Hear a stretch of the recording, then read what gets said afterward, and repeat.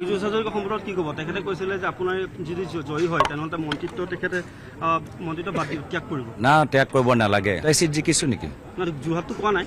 তেখেতে কৈছে যোৰহাটত আমি আগৰ পৰা ভাল ফলাফল নকৰোঁ তেনেকৈ কৈছে নেকি? কৈছে যোৰহাটত আমি আগৰ পৰাই ভাল ফলাফল নকৰোঁ, কিন্তু মই দেখা নাই। মই সেইখিনি মনত আছে কি যোৰহাটটো জিকিমে। যোৰহাটটো আটাইতকৈ বেছি ব্যৱধানত আমি জিকিম। যোৰহাটত আমি 2.5 লাখ 3 লাখ ব্যৱধানত জিকিম। তো মুখ্যমন্ত্ৰী নগাঁও নাম ল'লে, ধুবুৰীৰ নাম ল'লে, যোৰহাটৰ নাম কিয় নল'লে? ইয়াতে গোটেই ৰহস্য লুকাই আছে। পীযুষ হাজৰিকা সম্পৰ্কত কি ক'ব? তেখেতে কৈছিলে যে আপোনাৰ যদি জয়ী হয় তেনেহ'লে মন্ত্ৰিত্ব তেখেতে মন্ত্ৰিত্ব বাদ ত্যাগ কৰিব। না ত্যাগ কৰিব নালাগে।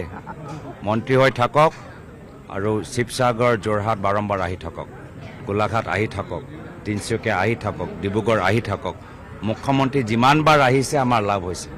উৰুকা দিনত যেতিয়া তেওঁক গধূলি মহিলাসকলক দৌৰালে, সেই সময়তে মই গম পালোঁ যে যোৰহাট আমি জিকিলোঁ।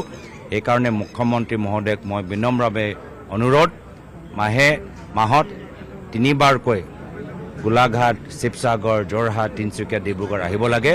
আৰু অকলে নহয়, নিজৰ লগত সোঁহাত বাওঁহাতজনকো লৈ আনিব লাগে। মৃণাল শইকীয়াই আপোনাক শুভেচ্ছা দি পেলাই মুখ্যমন্ত্ৰীৰ ওপৰত পৰিছিলে। সেই সময়তে সিদ্ধাৰ্থ বৰা যেতিয়া আপোনাক প্ৰশংসা কৰিছে, তাকে শুভেচ্ছা দিবলৈ গৈছে। আপুনি যোৰহাটৰ পৰা আপুনি দমত জয়ী হৈছে।